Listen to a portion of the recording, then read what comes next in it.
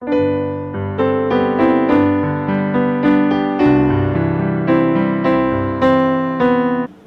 hermano, quiero pedirle con todo el amor y disposición que usted se ponga en pie y lea conmigo Romanos 16.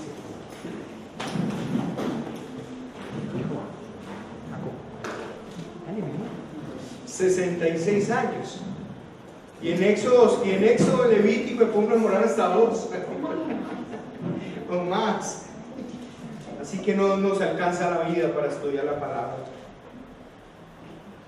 Os recomiendo además nuestra hermana Febe, la cual es diaconisa de la iglesia en Cencrea, que la recibáis en el Señor como es digno de los santos, y que la ayudéis en cualquier cosa en que necesite de vosotros, porque ella ha ayudado a muchos y a mí mismo. Saludad a Priscila y Aquila, mis colaboradores en Cristo Jesús, que expusieron su vida por mí, a los cuales no solo yo doy gracias, sino también todas las iglesias de los gentiles. Saludad también a la iglesia de su casa. Saludad a Epéneto, amado mío, que es el primer fruto de Acaya para Cristo. Saludad a María, la cual ha trabajado mucho entre vosotros. Saludad a Andrónico y a Junias, mis parientes y mis compañeros de prisiones, los cuales son muy estimados entre los apóstoles, y que también fueron antes de mí en Cristo. Saludad a Amplias, amado amigo en el Señor. Saludad a Urbano, nuestro colaborador en Cristo Jesús, y a Estaquis, amado mío.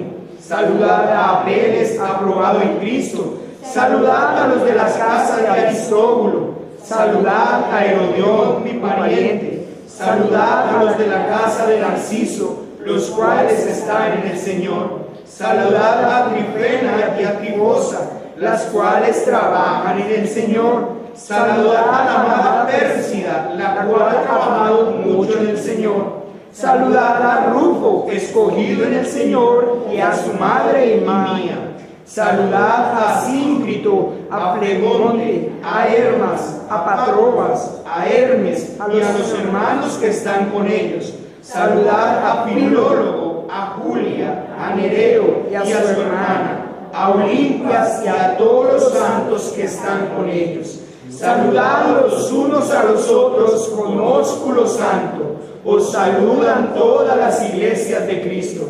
Mas os ruego, hermanos, que os fijéis en los que causan divisiones y tropiezos en contra de la doctrina que vosotros habéis aprendido, y que os apartéis de ellos, porque tales personas no sirven a nuestro Señor Jesucristo, sino a sus propios vientres, y con suaves palabras y lisonjas engañan los corazones de los ingenuos.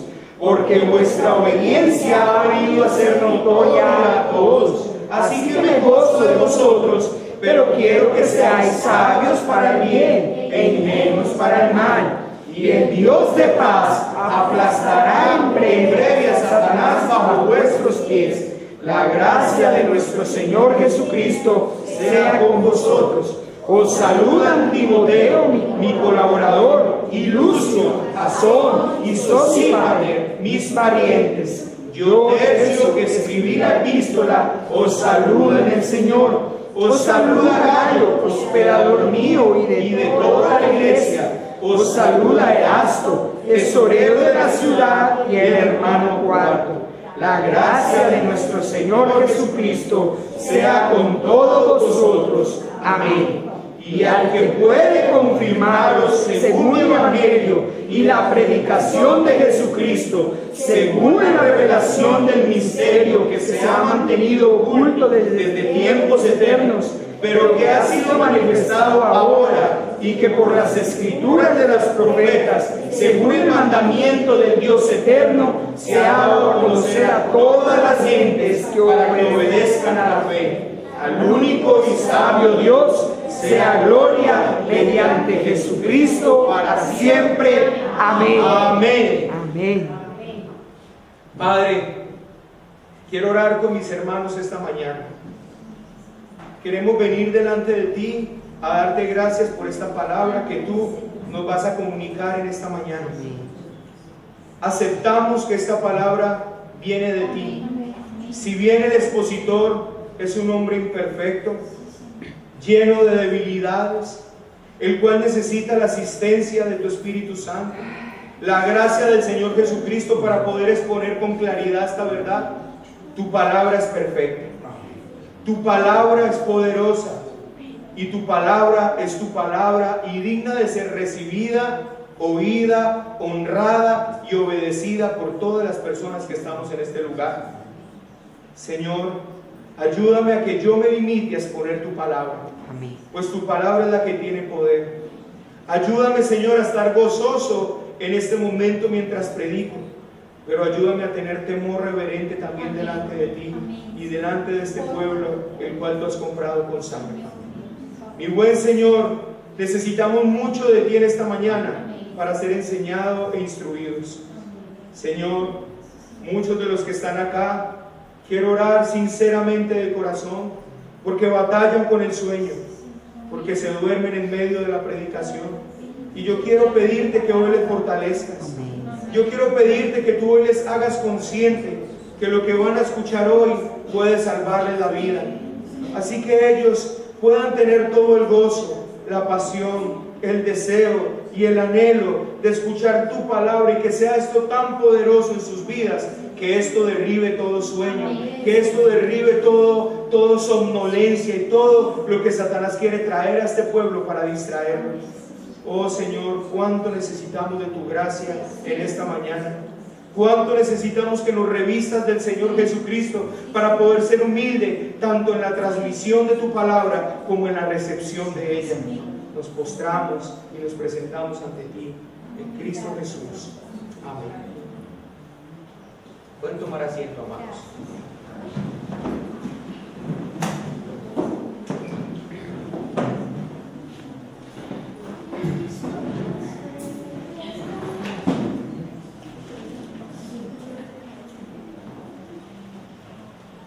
Primero reconozcamos que toda la Escritura, al ser inspirada por Dios, toda ella tiene un valor infinito. Y que no podríamos decir que un texto es más importante que otro, puesto que toda es palabra de Dios. Y si toda es palabra de Dios, no puede haber una palabra que sea más importante que otra, pues todas las palabras de Dios tienen el mismo peso y valor. Pero debido a la revelación progresiva de Dios, podemos ver que en algunos libros el Señor ha dado más revelación sobre sí mismo y sobre su plan de redención que en otros. Esto lo vemos claramente tanto en el Antiguo Testamento y necesariamente también en el Nuevo Testamento. Cuando uno lee el Antiguo Testamento, uno ve que hay unos libros que, si bien no son más importantes en el sentido del valor que ellos tienen por ser palabra de Dios, sí revelan mucho más acerca de Dios y del plan de redención que otros libros. Por lo tanto, esos libros de alguna manera han sido más apreciados por el pueblo de Dios, cosa que no me parece muy conveniente. Se dice que el libro del Antiguo Testamento más importante es Isaías, y se dice que el libro del Nuevo Testamento más importante es Romanos. Pero yo quiero aclarar que para mí toda la Escritura es importante. Es pues el libro de Romanos, uno donde Dios por inspiración reveló lo que no reveló en otros. Y si bien no lo hace más importante en el sentido de valor, sí le da un valor intrínseco a la revelación, y por ende nos ayuda por medio del Espíritu Santo a un sentido más amplio de iluminación. En otras palabras, si nosotros tomáramos el libro de Romanos y oráramos al Señor fervientemente para que por medio del Espíritu Santo fuéramos iluminados, allí en el libro de Romanos vamos a encontrar cosas que realmente no vamos a encontrar en otros libros, y única y exclusivamente están ahí.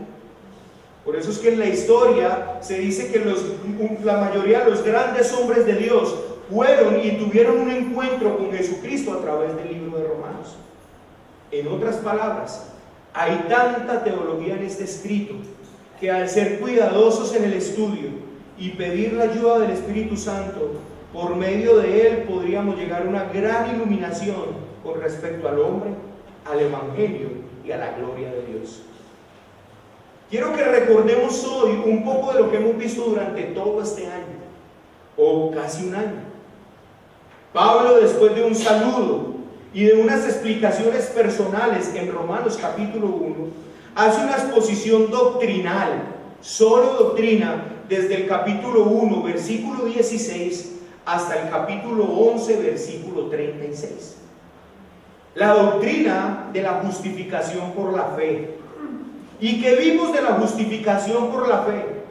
La justificación que nosotros logramos alcanzar es única y exclusivamente por medio de la fe en Jesucristo. Eso está en Romanos capítulo 1, versículo 17, donde él citaba a Habacuc, donde dice: el justo por la fe vivirá. Segundo, vimos la necesidad de la justificación, y esto está desde el versículo 18 del capítulo 1 hasta el capítulo 3, versículo 20. Estoy como dándoles un bosquejo de todo el libro de Romanos, así que si usted quiere apuntarlo, le puede servir para su estudio. La necesidad de justificación. ¿Y por qué hay una necesidad de justificación? Primero, por el fracaso de los gentiles. Eso está en Romanos capítulo 1, del versículo 18 al 32. Y segundo, por el fracaso de los judíos. Y eso está desde el capítulo 2, versículo 1, hasta el capítulo 3, versículo 20. Entonces, ahí la humanidad necesita justificación. ¿Por qué? Porque hemos dicho que tanto judíos como gentiles están fuera de la gloria de Dios. Y cuando hablamos de judíos y gentiles, estamos hablando de todo el grupo de personas que puede estar sobre la tierra. ¿Por qué? Porque los gentiles incluyen a toda raza, todo pueblo y toda nación que no sean los judíos. La justificación otorgada en Cristo es el otro punto o el otro capítulo o ítem que vemos en Romanos. Y eso está en el capítulo 3, desde el versículo 21 al 31. La justificación por la fe como una doctrina del Antiguo Testamento, o sea, no es una invención del Nuevo Testamento la doctrina de la justificación. Y Pablo entra a explicar esto desde el capítulo 4, versículo 1 hasta el versículo 25, donde él toma a Abraham como aquel ejemplo para decir que Abraham fue justificado por la fe y no por las obras de la ley, puesto que la ley aún no había salido todavía. Luego vemos otro ítem que son los gloriosos efectos de la justificación, y eso está en Romanos capítulo 5, versículo 1 al 11. Posteriormente vimos estos gloriosos efectos de la justificación en contraste con la caída de Adán, y eso está en el capítulo 5, versículo 12 al versículo 21. Vimos también la doctrina de la santificación. No solamente entonces la doctrina de la justificación, que es que Cristo por medio de la fe nos ha justificado delante del Padre, y es una declaración judicial que se ha hecho sobre nosotros, sino que vemos claramente plasmada la doctrina de la santificación desde el capítulo 6, versículo 1 hasta el capítulo 8, versículo 39. La muerte al pecado y la resurrección a una nueva vida. Romanos capítulo 6 del versículo 1 al 11. Vimos la liberación del yugo de la ley y del pecado. Eso lo vimos en el 6, 12 al 23. Vimos también la relación que tiene la ley con el pecado. Y eso está en Romanos capítulo 7, versículo 1 al 25. Vimos también la vida llena del Espíritu Santo. Y eso está en Romanos capítulo 8. Pero cuando entramos en Romanos capítulo 9, versículo 1 hasta Romanos capítulo 12, versículo 36, vimos la asombrosa y gloriosa doctrina de la elección incondicional. Allí fue donde estudiamos todo este tema de tendré misericordia y quien quiera tenerla, endureceré a quien quiera endurecer, pues no habían nacido todavía los hijos de Rebeca cuando el Señor ya le había dicho, el mayor servirá al menor, porque la elección no depende del que quiere ni del que corre, sino de Dios que tiene misericordia. Luego de esta exposición doctrinal entran las aplicaciones o la parte práctica que debe vivir el pueblo en respuesta a la gloria del Evangelio. En otras palabras, lo que el apóstol Pablo está haciendo en esos 11 capítulos es poner un fundamento muy sólido para que el pueblo pueda tener una respuesta adecuada delante de Dios. Amados hermanos, si el Evangelio de Jesucristo no produce en ustedes una respuesta de adoración, de honra y de gloria delante del Señor, no hay nada. No hay nada que pueda generar en ustedes un deseo sincero por querer ser santos delante del Señor y vivir una vida piadosa. Pues es el Evangelio el motor verdadero de la vida de un creyente. Es el Evangelio la razón que tiene el creyente verdadero para despertar a vida nueva. Es el Evangelio la razón que tiene el creyente para vivir una vida de adoración. Pues cuando piensa en su Señor crucificado y en su Señor resucitado, solo Él desea y tiene un gozo delante de su Señor. Amados hermanos, luego de eso entonces vimos algunos puntos. El sacrificio que hace el cristiano de sí mismo. Eso lo vimos en Romanos capítulo 12, versículo 1 al 2. El cristiano como miembro de la iglesia local. Eso lo vimos en Romanos capítulo 12, versículo 3 al 8. La relación del cristiano con otros cristianos. Eso lo vimos en Romanos capítulo 12, versículo 9 al 21. La relación del cristiano con el Estado. Lo vimos en Romanos capítulo 13, versículo 1 al 7. La única deuda que tiene el cristiano. Romanos capítulo 13, versículo 8 al 10. La proximidad o la relación que tiene el cristiano con la escatología o la venida del Señor Jesucristo. Eso está en Romanos capítulo 13, versículo 11 al 14. Y la necesidad de tolerancia mutua entre los cristianos. Romanos capítulo 14, versículo 1 hasta Romanos capítulo 15, versículo 13. Luego Pablo termina con unas explicaciones personales y posteriormente con unos saludos. Y este capítulo 16 es prácticamente estructurado de la siguiente manera. Primero, saludos a varias personas, desde el capítulo 16, 1 al 16. Advertencia contra los falsos maestros, del 16, 17, del capítulo 16, versículo 17 al 20. Los saludos de parte de sus compañeros y su escritor, Romanos capítulo 16, versículo 21 al 23. Y bendición y doxología final, Romanos 16, 24 al 27. Ahí quedó todo Romanos explicado. ¿Le quedó claro? Ahí quedó todo Romanos cubierto. Eso es lo que hemos podido estudiar durante un año. Y aquí es donde nos encontramos en este día. La conclusión. Una conclusión importante. Ha sido un largo recorrido por todo Romanos, prácticamente un año. Y espero que hoy el crecimiento en la fe que viene por el oír la palabra se vea aumentado e incrementado en esta iglesia. De lo contrario, como dijo Pablo a la iglesia de los Tesalonicenses, he trabajado en vano. Oh hermanos, ¿qué ha pasado en ustedes en este año? Es la pregunta.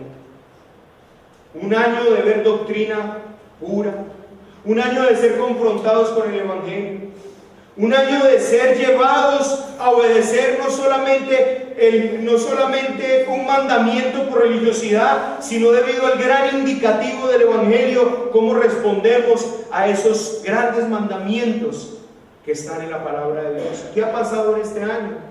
Si no ha pasado nada, he trabajado en vano. Lo primero que quiero que notemos, usando el mismo término usado por Sujel Michelén en su predicación en la convención, es la unidad en la diversidad. Vamos a empezar a poner Romanos capítulo 16. Y lo primero que quiero que ustedes noten en este capítulo 16 es que hay una gran unidad en la diversidad. Y quiero que esto no se confunda con la unidad en la variedad que introdujo Darío Silva. Pues es algo completamente distinto. Pues esto no es más que ecumenismo. Pues su cita dice exactamente así. Pues con los demás sistemas evangélicos, unidad en la variedad. Y lo que vemos y lo que vamos a tocar aquí no tiene nada que ver con una unidad con diferentes sistemas evangélicos cuya teología no está dominada por la Escritura. Eso se llama ecumenismo, así sea con sistemas evangélicos. Lo que pretendo decir es que yo no puedo ni debo tener ninguna unidad con ningún sistema que no esté centrado en la enseñanza apostólica. Cuando aquí hablamos de unidad en la diversidad, estamos hablando de la diversidad que hay en la iglesia de Cristo. Pero noten la palabra iglesia de Cristo. No todos los sistemas evangélicos son la iglesia de Cristo. Por eso quiero hacer esa distinción. Cuando yo hablo de unidad en la diversidad, no estoy hablando del concepto que nosotros tenemos, porque nos lo metieron mucho tiempo de unidad en la variedad, y eso es la unidad que debemos tener con todo el cuerpo de evangélicos que hay en el mundo, así la doctrina no sea la misma. De eso no estoy hablando acá. Eso se llama ecumenismo. Lo que estoy hablando acá es que notemos en este capítulo 16 la diversidad que hay dentro de la iglesia de Cristo. Estamos hablando aquí de saludos que Pablo da a hombres, a mujeres, a esclavos, a amos, a judíos y a gentiles. En este gran saludo que nosotros encontramos aquí, vemos la pluralidad de la iglesia. Esto habla de cómo el propósito verdadero del evangelio se está llevando a cabo. Y pudiéramos sacar grandes cantidades de enseñanzas de esto. De hecho, podríamos preguntarnos a la realidad: ¿para qué vamos a estudiar unos saludos? ¿Puede uno sacar algo de estos saludos? ¿O para qué estudiar genealogía?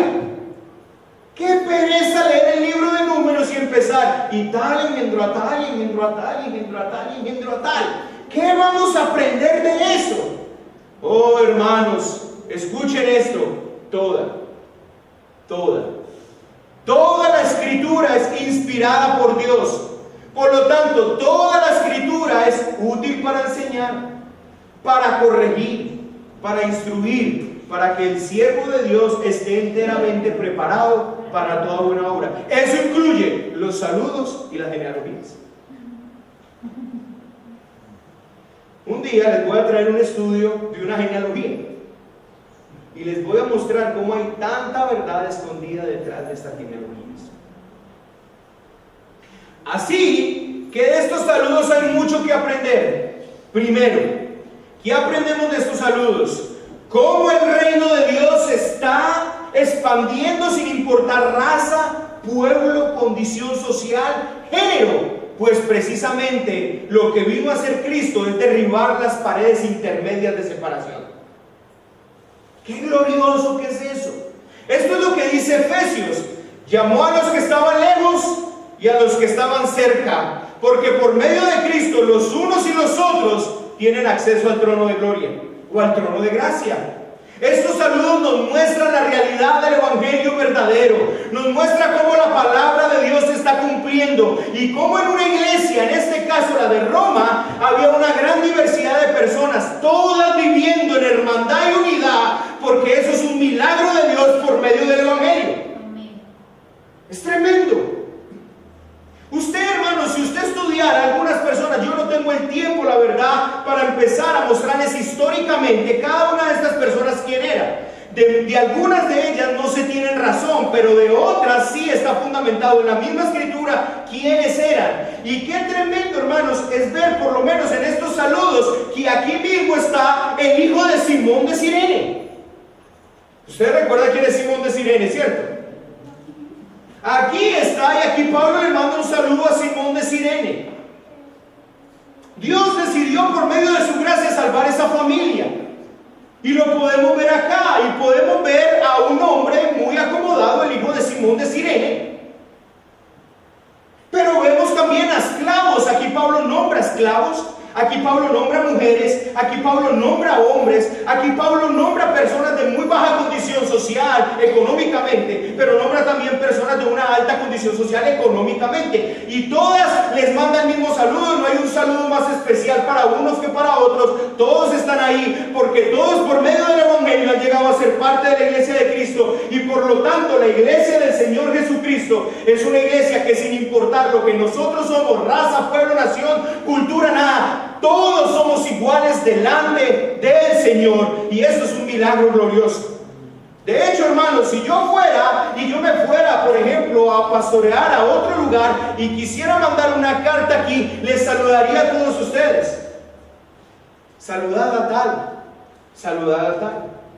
No olviden este y no olviden este. Y la verdad de todo eso, hermanos, es que a todas las personas que estoy saludando cuando todas son tan diferentes? Y eso se ve en esos saludos que el apóstol está haciendo acá.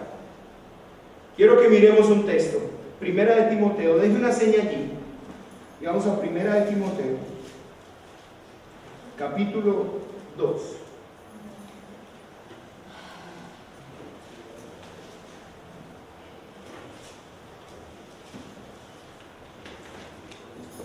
¿Qué se ve a través de esos saludos? La pluralidad de la iglesia y el poder del evangelio, teniendo gente de todo pueblo, tribu, lengua y nación unidas y todos viviendo un mismo propósito. Eso es un milagro.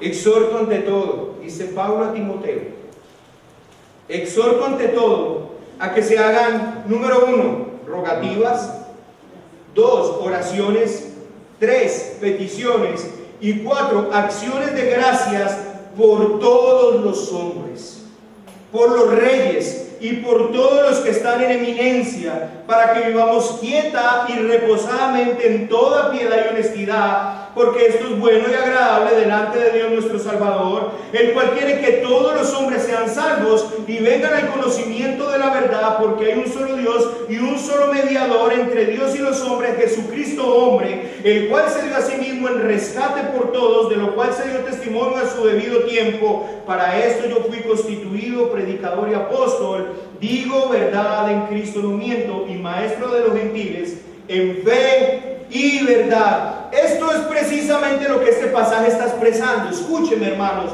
Pablo quiere quitar de en medio del pensamiento judío que la salvación es solo para ellos. Él quiere quitar ese estigma de que la salvación es solo para esa clase de personas e instruye a su amado Hijo en la fe para que ore y predique a todos los hombres, porque Dios quiere salvar personas de todos los hombres. Eso es lo que ese pasaje quiere decir. En otras palabras, Pablo está diciendo, no oren solamente por los que ustedes ven que parecen tener o que parecen ser personas que van a oír el evangelio. No, Pablo lo que está diciendo aquí es, oren por los ricos, por los pobres, por los esclavos, por los amos, por los reyes, por los que están en eminencia, en nuestro caso gobernadores, alcaldes, presidentes. ¿Acaso hay algún nombre que le quede grande a Dios? Si miramos bien este contexto, eso es lo que Pablo está diciendo. En otras palabras, él está diciendo, ¿por qué ustedes están excluyendo su oración y su predicación solo a un grupo de personas? Yo les pido, oren por todos, porque Dios de todos los hombres quiere salvar gente. Y por medio de estos saludos nos damos cuenta de que Dios está salvando personas de todos los tipos, de todos los hombres, de todo el mundo. Yo les voy a decir una cosa, cuando estemos en la presencia de Dios, no va a haber un solo pueblo, una sola tribu, una sola nación que no tenga representantes allí. No lo va a haber. Cuando usted esté en la presencia de Dios, amado hermano, usted allí se va a encontrar con amarillos, con blancos, con negros, con rojos, con rosados. Usted se va a encontrar allí en la presencia de Dios con personas que usted tal vez nunca pensó encontrarse allí. Usted va a ver allí indígenas. Usted va a ver allí personas que eran extremadamente malos y que el Señor por su gracia les dio la oportunidad y les dio el favor de darles herencia en el reino de Dios. Usted va a encontrar allí gente de todo pueblo, de toda tribu, de todo idioma, de toda nación, dándole gloria y honra a Jesucristo. Allí lo va a encontrar. Y Pablo en medio de esta carta nos está mostrando que desde el primer siglo esto ya se está cumpliendo. Ahí en Roma habían judíos, gentiles, hombres, mujeres, esclavos, libres, negros, blancos. Estaban ahí todos adorando al Señor Jesucristo, porque el Señor Jesucristo es poderoso para salvar de todo pueblo, de toda tribu, de toda lengua y de toda nación. Y por eso, amado hermano, es que usted y yo tenemos que predicarle el evangelio a todo el mundo. Esto es algo glorioso del evangelio. Por medio de estos saludos nos damos cuenta de que Dios está salvando personas de todos los tipos, de todos los hombres, de todo el mundo. Segundo, por otro lado, quiero que notemos el énfasis que Pablo hace sobre las mujeres. Hay un énfasis especial en este capítulo, en Romanos capítulo 16, sobre las mujeres. Y quiero que me acompañen a mirar versículo 1 y 2. Os recomiendo a nuestra hermana Febe, la cual es diaconisa de la iglesia en Cencrea, que la recibáis en el Señor como es digno de los santos, y que la ayudéis en cualquier cosa en que necesite de vosotros, porque ella ha ayudado a muchos y a mí mismo. Versículo 6, léalo conmigo. Saludad a María, la cual ha trabajado mucho entre vosotros. Otra vez utiliza el superlativo. El versículo 12, saludad a Trifena y a Trifosa, las cuales trabajan en el Señor. Saludad a la hermana Pérsida, la cual ha trabajado mucho en el Señor. ¿Lo habían notado? Las mujeres de los tiempos bíblicos eran mujeres muy colaboradoras en la obra del Señor. Y quisiera preguntar si ustedes, mujeres, han estudiado sobre su rol de ser mujeres, madres y esposas, y su rol dentro de la iglesia.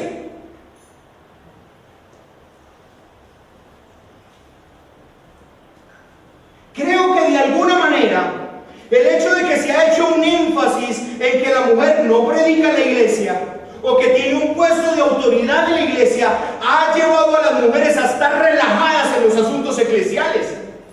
Y si bien quiero dejar clara que su primera responsabilidad es su hogar, esposo, hijos, ustedes tienen un llamado a servir a sus hermanos en la iglesia, a colaborar en la iglesia del Señor Jesucristo. Mujeres, ustedes deberían estar pendientes de otras hermanas para saber sus necesidades y saber cómo ustedes pueden ayudarlas. Ustedes deberían estar pendientes la una de la otra, no para hacer lo que se hace en el mundo con los llamados costureros, donde chismean de todos y de todas, sino para estimularse al amor y a las buenas obras. Ustedes, hermanas, deberían de hacer caso a lo que dice el apóstol Pablo a Timoteo sobre las mujeres, que las mujeres se atavíen de buenas obras como corresponde a mujeres que profesan piedad. Ustedes deberían estar pendientes de cada reunión de la iglesia para organizarla después de que termina. Es de gran honor delante de Dios, esto es de adoración delante de Dios. Aquí Pablo las está saludando de una forma especial, porque reconoce cómo estas mujeres han ayudado a estos varones, cómo han ayudado a la iglesia para que el evangelio cada día se extienda más. Mujeres, ¿en qué invierten ustedes el tiempo? Yo les pregunto, luego de hacer las cosas de su casa, ¿están sacando tiempo para edificarse, para estudiar, para crecer en la palabra de Dios, para que ustedes posteriormente puedan enseñar a las mujeres más jóvenes que ustedes? Mujeres, el hecho de que ustedes no se vayan a parar aquí un domingo a predicar no quiere decir que ustedes tienen un llamado grande delante del Señor y una responsabilidad grande. Yo le pregunto, oh mujer, hoy, ¿a qué está dedicando usted su tiempo?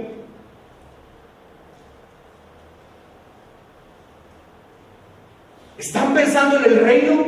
¿O solo piensan en ustedes? En sus uñas, en sus peinados, en sus maquillajes. ¿Cuál es el atavío que se están poniendo? Mi pregunta. ¿De qué se están ataviando, mujeres? ¿De qué se están ataviando ustedes? ¿Piensan en un futuro donde ustedes pueden ser la opción que Dios use para salvar a otras mujeres? O incluso, ¿por qué no a otros hombres? Al ver qué clase de mujeres son ustedes, cómo sirven al Señor, a sus hermanos en la iglesia, a sus esposos, a sus hijos, con tanto amor y con tanta negación y con tanta devoción a Dios. Yo le pregunto, mujer, ¿en qué está invirtiendo usted el tiempo? Oh, Pablo utiliza, hermano, para dar un saludo muy especial a estas mujeres. Y esto habla de muchas cosas. Esto habla, número uno, que la religión cristiana es la única religión, hermano, donde toma a la mujer al mismo nivel de valor que está el hombre. La mujer tiene el mismo valor, vale exactamente lo mismo que vale el hombre. Y aquí se da usted cuenta, porque Pablo prácticamente que usa y llama y saluda a las mismas mujeres que al mismo hombre. Y esto nos deja ver claramente la inclusión que hay dentro del cristianismo en la mujer. La mujer, hermano, enseñado. Las mujeres tienen un llamado especial delante de Dios. De hecho, tienen el mismo valor que tiene el hombre. Les voy a decir por qué. Porque vale exactamente la misma sangre que vale el hombre. Jesucristo no derramó una sangre por el hombre y una sangre por la mujer. Jesucristo derramó la misma sangre por su pueblo, y su pueblo incluye a las mujeres. Oh, mujeres, qué valor tienen ustedes delante del reino de Dios. Pero yo le hago una pregunta: ¿a qué está dedicando usted su vida, mujer?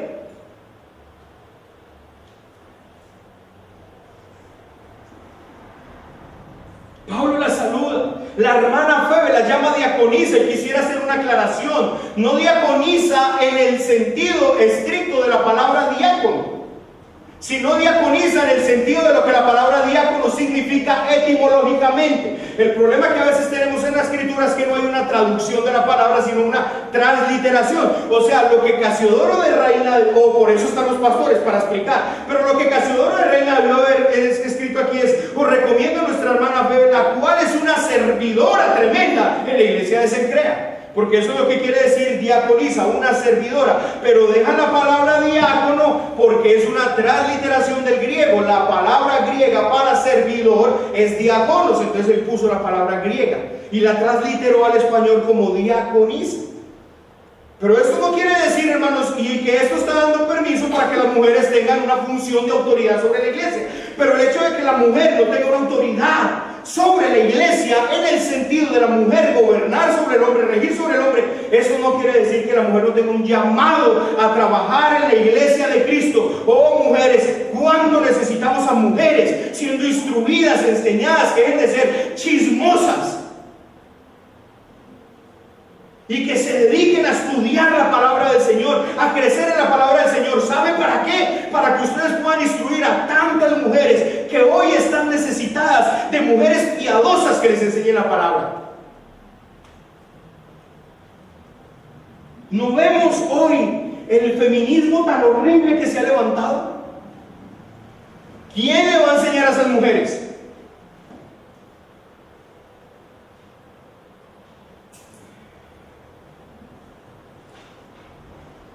Piensen en eso, mujeres. Están solo sobreviviendo. ¿Cómo están sirviendo en la iglesia de Cristo? ¿De qué manera están sirviendo? Pablo la saluda. Miren lo que dice Pablo: que la recibáis en el Señor. Está hablando de Febe, una mujer, como es digno de los santos. Tremendo.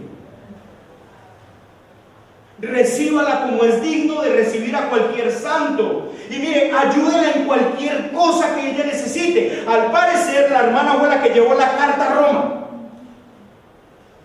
Al parecer, la hermana Febe estaba en Corinto, y el apóstol Pablo hace uso en una partecita de su epístola, inspirada. Hermanos, piensen esto: el Espíritu Santo inspira 2 versículos para recomendar a una mujer. ¡Qué tremendo! ¿Ha pensado en eso? En el tiempo anterior era muy usual carta de recomendación, sellada. Si la persona venía con carta de recomendación, no importa si yo no conocía a esa persona, no importa si yo nunca la había visto, no importa si yo nunca había oído hablar, pero tiene recomendación. Y en este caso tiene recomendación del apóstol de los gentiles. Y la recomendación que hace es que esta misma mujer, al parecer, es la que lleva la carta hasta Roma. Y cuando ellos están leyendo la carta de Roma, ella está dentro de las palabras inspiradas para que la ayuden a lo que ella necesite, porque al parecer no conocía a nadie allí. Necesita a los hermanos. Yo me imagino el trato que le dieron a esta mujer en Roma. Tremendo. Pablo le encarga la llevada de una carta, posiblemente una mujer, hasta Roma. ¿Cómo sería la dedicación de esta mujer al servicio del Señor? ¿Cómo sería la dedicación de esta mujer al servicio del Señor? Y él dice ahí: al parecer Febe era una mujer que era muy bien acomodada económicamente, y al parecer esta mujer, hermano, utilizaba todos sus recursos económicos para ayudar la obra del ministerio. Mire lo que dice: que le deis cualquier cosa que necesite, porque ella ha ayudado a muchos y a mí mismo.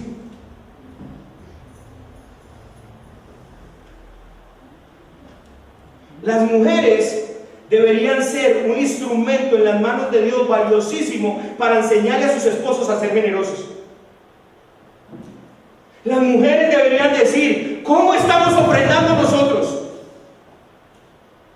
Las mujeres deberían hablar con sus esposos: ¿cómo estamos ofrendando? Esposo, no quiero que en esta casa seamos mezquinos para el Señor. En vez de estar alcahueteándole la mezquindad y la avaricia a su esposo, usted debería decirle: oh esposo, nosotros debemos ser piadosos y nosotros debemos ser generosos en el servicio a la iglesia y dar. Pero yo le hago una pregunta, mujer: ¿alcahuetea usted en vez de eso el pecado de su esposo? ¿Se convirtió usted en una alcahueta de pecado? ¿O es usted una mujer digna de confianza delante del reino de Dios? No solo está ella, en el versículo número 6, saluda a otra: saludad a María, la cual ha trabajado mucho entre vosotros. Mucho. Luego nombra posteriormente en el versículo 12 a Pérsida, la cual ha trabajado mucho en el Señor. Yo le digo una pregunta, hermano: ustedes pueden decir: yo he trabajado mucho en el Señor. ¿Podría yo decir de ustedes: oh, qué mujeres así han trabajado en el Señor? ¿O ustedes solamente vienen aquí esperando que otras les sirvan? No, es que hay unas que sirven, hay unas que sirven más. Yo le hago una pregunta: ¿y usted por qué no lo hace?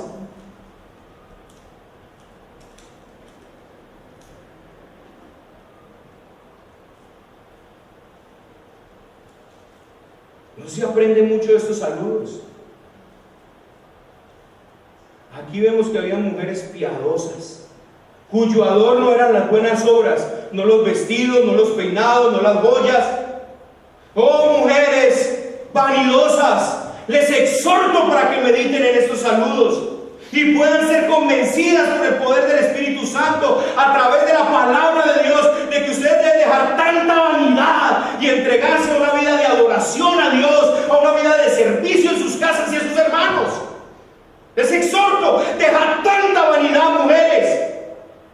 Dejad de estar tan centradas en vosotras mismas y trabajad y servir para el Señor, porque el atavío que sirve y que el Señor ve glorioso es un atavío de mujeres llenas de buenas obras que sirven a sus esposos, a sus hijos y a sus hermanos. Dejad tanta vanidad, mujeres. Tercero, la invitación y el mandato de Pablo a alejarse de aquellos que causan tropiezo y división, enseñando una doctrina diferente. Hermanos, quiero que entendamos una cosa muy importante aquí. No es una sugerencia que el apóstol Pablo está haciendo. No es algo para lo que ustedes simplemente pueden considerar hacerlo o no hacerlo. Estos mandamientos apostólicos son mandamientos de Dios. Quiero que le preste atención a esto. Quiero que usted, hermano, entienda lo que le voy a decir en este momento. Los apóstoles son la voz de Dios y la letra de Dios. Esto es un asunto de obediencia. El mismo verso 19 lo dice. Amados, usted no tiene por qué tener amigos y tener relaciones estrechas con aquellos que le dan una doctrina diferente de la que han recibido del Señor. Ustedes pueden tener conocidos, claro que sí, e incluso personas a las que les comparte la verdadera doctrina, pero no pueden ustedes ser cercanos, amigos en el sentido bíblico de la palabra. Si no está en común con la doctrina, no hay nada en común. Tengamos el siguiente pensamiento, o piense en el siguiente pensamiento: tengo unos amigos que sus hijos tienen la misma edad que mis hijos. Ellos no tienen la doctrina correcta, pero nos reunimos y disfrutamos y hablamos de todo, pero no hablamos de nada de eso para no entrar en disputas. Oh, qué pensamiento más alejado de Dios. ¿Qué pensamiento más alejado de Dios y su gloria? ¿Qué pensamiento más antropocéntrico y carnal? ¿Qué posición más alejada de la adoración a nuestro Dios? ¿Qué compartir va a haber? Es mi pregunta. Si no puedes compartir de Cristo, de su evangelio, de su gloria, te pregunto, ¿qué comparten? ¿Qué comparten? ¿De qué compartir estamos hablando? No quiero amenazarlos como hizo Santos en estos días. No quiero traer esa amenaza aquí, una amenaza absurda. Si la paz no se firma, aténganse porque la guerrilla nos va a hacer guerra urbana. Yo no los quiero amenazar, pero sí quiero darles una advertencia bíblica. Y espero poder decir a ustedes lo mismo que Pablo dijo sobre la iglesia de Roma en el versículo 19, porque vuestra obediencia ha venido a ser notoria a todos, y que me pueda yo gozar en eso. Segunda de Tesalonicenses capítulo 2. Yo vi una señal allí, vaya conmigo.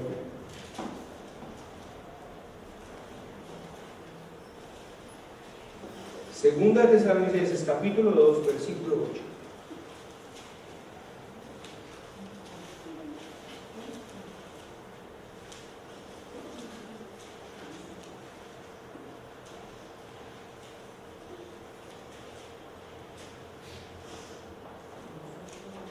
Esto es una advertencia. Esto es una advertencia.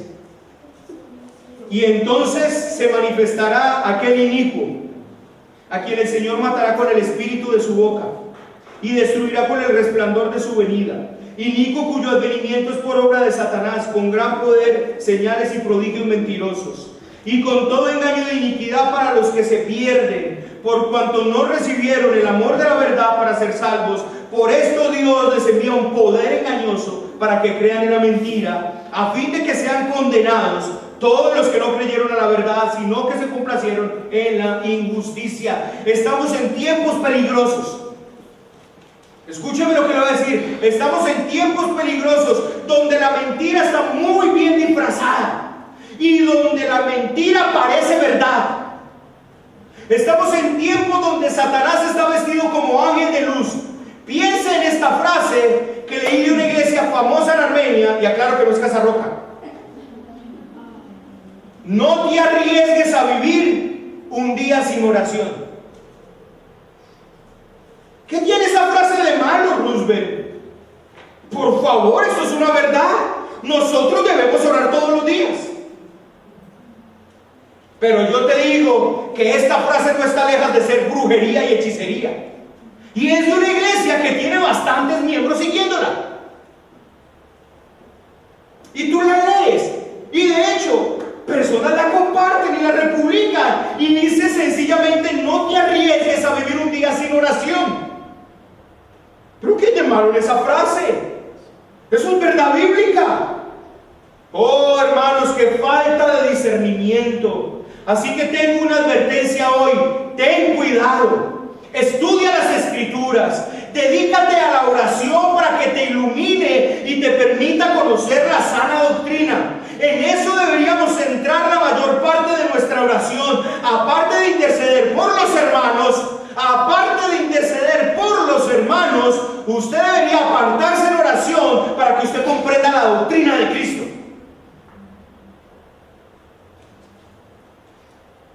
Mire lo que dice Juan. En tercera de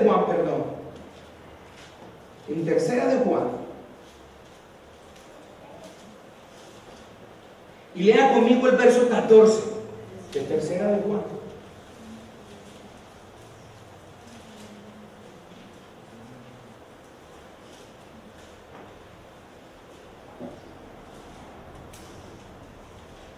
Tercera de Juan, versículo 4, perdón, no 14 sino 4. ¿Los tienen? Miren lo que dice: no tengo yo mayor gozo que el oír que mis hijos andan en la verdad. Juan, el apóstol, una de las columnas de la iglesia, que termina siendo pastor en Éfeso, después de que Pablo, Pedro, Timoteo, todos estos han muerto. Juan termina siendo el pastor en Éfeso. Y Juan está diciendo, siendo ya anciano, el mayor gozo que yo tengo es que mis hijos anden en la verdad. No tengo yo mayor gozo que eso. No saben, hermanos, el gozo que a mí me da el saber que ustedes caminan en la verdad. Pero tengan cuidado. Miren lo que dice el verso. Miren Romanos 16, por favor. Miren Romanos 16 y lean conmigo con mucha atención. Romanos 16, mire, fíjese, hermanos, fíjese lo que dice el verso. Mas os ruego que os fijéis. Miren lo que dice el verso. Fíjese. Esté alerta con aquellos que con palabras lisonjeras vienen y tratan de dañar tu corazón en contra de Cristo y de su iglesia. Porque no es en contra de esta iglesia o en contra de mí, es en contra de Cristo y su iglesia. ¿Qué le dice Pablo, el Señor a Pablo cuando lo encuentra? ¿Qué le dice? ¿A quién está persiguiendo Pablo? A la iglesia. ¿Y qué le dice el Señor? ¿Por qué me persigues? ¿Quién eres, Señor? Soy Jesús a quien tú persigues. Hermanos, no es una persecución contra mí, no es una persecución contra esta iglesia, es una persecución contra Cristo mismo.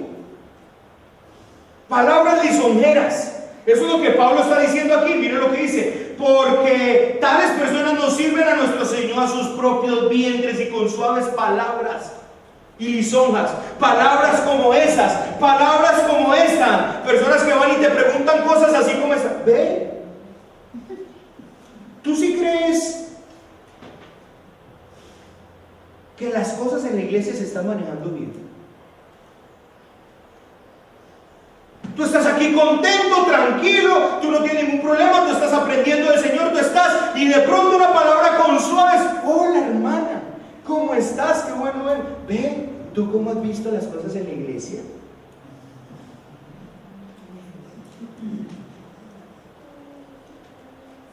¿Sí crees que están bien las cosas? Ve, mira, yo he visto esto en Roosevelt, tú lo has visto. Y te hablan suavecito, y se te entra así suavecito por el oído. No matan una mosca. Pero mira lo que Pablo dice: con suaves palabras y lisonjas engañan los corazones de los ingenuos.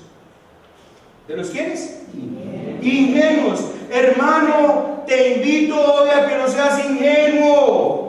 Esa persona que te pregunta esas cosas es Satanás vestido de luz, que solo quiere causar división y tropiezo, porque ellos no sirven a Cristo sino a sus propios vientres. Oh, sí, hermanos, claro que sí. Usted podría, en un hipotético caso, hablar algo que usted está viendo en la iglesia con su esposo o esposa. Ve, esposo, mira que estoy viendo esto. Mira, ¿tú qué opinas al respecto? Con tu esposo o esposa. Y después, vamos a hablar a la iglesia, porque me parece que eso no está bien. Eso sí, hermano, lo pueden hacer con toda sabiduría y rectitud.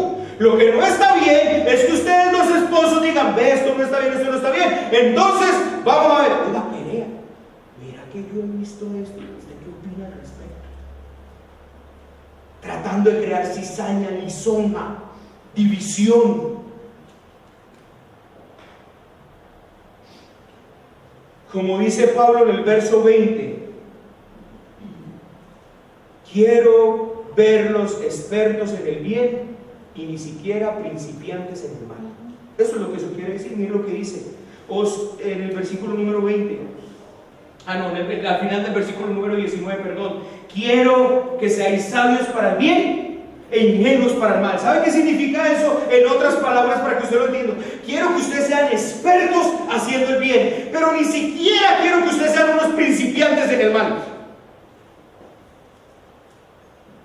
No sean ingenuos, sean expertos para el bien. Y para aquellos que están en ese pecado de querer buscar ingenuos para ver cómo se sirven a sí mismos, les invito a que mediten en esta resolución que hizo Jonathan Edwards, o en estas dos resoluciones. Primera resolución: resuelvo nunca hablar mal de nadie, de tal manera que ocasione su deshonra, ni más o menos de ninguna manera, excepto para hacer el bien. Segunda, resuelvo nunca decir nada contra cualquier persona, sino cuando esto sea perfectamente agradable al mayor grado de honor cristiano y de amor a la humanidad, agradable a la más baja sumisión y sentido de mis propias fallas y errores, y agradable a la regla de oro. Frecuentemente, cuando haya dicho alguna cosa contra cualquiera, presentarla y tratarla estrictamente por medio del examen de esta resolución.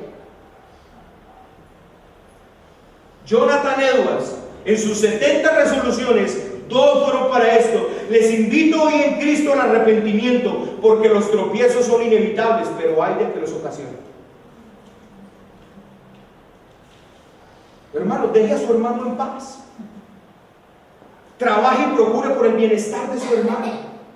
Ayúdelo a crecer espiritualmente. No venga con palabras lisonjeras y con engaños a tratar de persuadir su corazón para que Satanás entre también en ese oído a generar malas intenciones. Hermano, si algo está pasando en la iglesia y está mal, por favor, hagan una cita, díganlo y no hay ningún problema, lo hablamos. Pero miren lo que dice el apóstol Pablo, y yo quiero invitarlos a ustedes.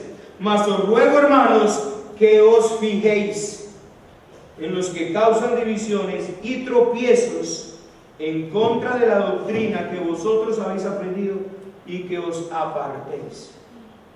¿Que os qué? Apartéis. ¿Que os qué, hermanos? Apartéis de ellos. Quisiera terminar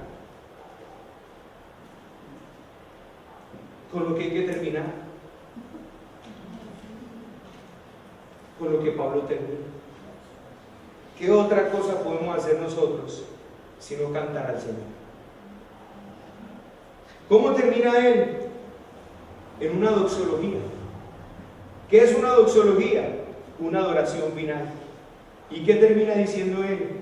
Y al que puede confirmaros según mi evangelio. Mire, él está diciendo unas verdades que ya hemos expresado esas verdades en otro tiempo, así que no voy a entrar a centrarme en eso que está él, porque él está diciendo, hay varias verdades aquí. Número 1, la confirmación de nosotros viene por medio del evangelio, por medio de la predicación, por medio del misterio que antes había estado oculto, que es el evangelio. O sea que los gentiles y los judíos ambos son coherederos con Cristo. Pero no me voy a centrar. Él empieza y al que, o sea, a él. Él no se está centrando en esa enseñanza. Él está adorando a Él. ¿Y por qué lo está adorando? Primero, porque Él es el único que nos puede confirmar. Porque Él es el que nos ha revelado su palabra. Porque ese evangelio ha sido manifestado por las Escrituras. Porque su mandamiento eterno nos ha sido llenado. A Él, al único y sabio Dios, sea gloria mediante Jesucristo para siempre. Amén. Él no puede terminar de otra manera. ¿Cómo podríamos terminar esta carta? ¿Cómo podríamos terminar la lectura de la carta a los romanos si no después de leer, decir, oh Señor, qué glorioso es tu evangelio? ¿Cómo podríamos terminar esta carta si no de otra manera decir, oh Señor, qué grande y portentoso es tu nombre en toda la tierra? Oh Señor, porque por medio de ti y para ti y de ti son todas las cosas. ¿Cómo más terminaríamos esta carta? ¿Cómo más nosotros vamos a terminar esto sino dando adoración a nuestro Dios? Oh hermano, ¿cómo respondemos nosotros ante la palabra de Dios?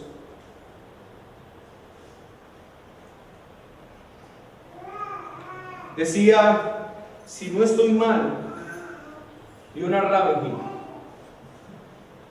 Decía Leonard Ravenhill, tan solo que lleve 5 minutos en el cielo. Tan solo que Cristo se manifieste y que solo lleve 5 minutos en el cielo. Tan solo esos 5 minutos te van a bastar para querer decir, ¿por qué no te adoré más? Tan solo 5 minutos son suficientes para que cuando estés allá puedas decir, oh Señor, porque nunca pude ver esta gloria tan maravillosa. Tan solo 5 minutos allá para que tú quisieras decirle al Señor, Señor, déjame regresar un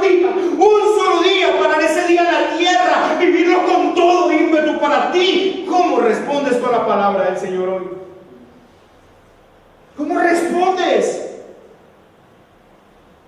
Oh, para tantos de nosotros está tan velada la gloria de Cristo. Está tan velado el Evangelio. Somos tan ciegos a veces.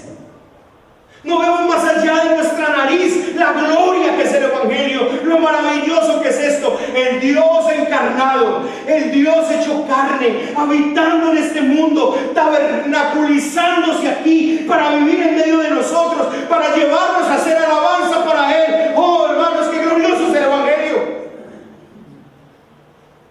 Qué glorioso es el bendito Evangelio de nuestro Señor Jesucristo, el Dios encarnado, y que diga: toda potestad me es dada en el cielo y en la tierra. Por tanto, vayan y cuenten a todo el mundo lo que yo he hecho. Cuenten a todo el mundo que el Dios se hizo hombre y que vino y murió en una cruz del Calvario para que todo aquel que crea en Él no se muera, sino que tenga vida eterna.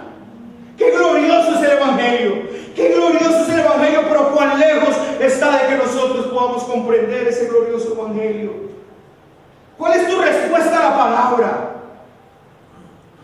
¿Cómo aprecias y valoras tú la salvación que Dios te ha dado? ¿Acaso, hermanos, el cristianismo se ha convertido en una religión para ti? Quiero preguntarle: ¿a cuántos le predicaste esta semana de Cristo? ¿A cuántos?